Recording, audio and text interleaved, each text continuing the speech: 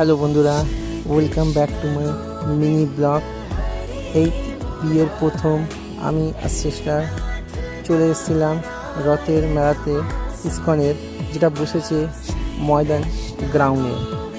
এবার আমরা প্যান্ডেলে ঢুকেছি আর মহাপ্রভু জগন্নাথ দেব, সুভদ্রা আর বলরাম দেবের খুব সুন্দর মূর্তি দর্শন করলাম। তখনই সিস্টার টুক করে আমাকে দেখে নিল। সে তো খুব খুশি, সে তো ঘুরতে গেলেই খুব খুশি হয়।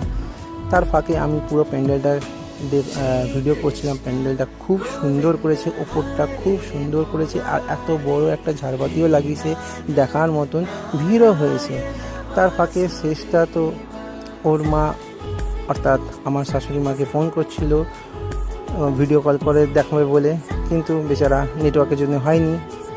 বাট উল্টে সে ভীষণ এই ভিড়ে আর এই গরমে ভীষণ ঘেমে গেছে।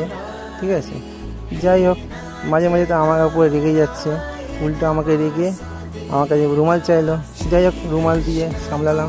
তারপরে দর্শন করে বাইরে বেরিয়েও দেখি ভীষণ ভিড়, আর চারিদিকে ঘাসের মধ্যে জল ভর্তি।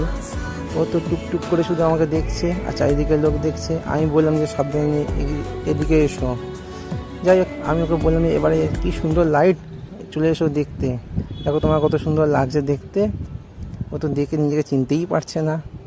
আর আমরা একটুখানি সেলফি তুললাম আর প্যান্ডেলের বাইরের দিকটাও ভিডিও করছিলাম। প্যান্ডেল বাইরের দিকটাও খুব সুন্দর।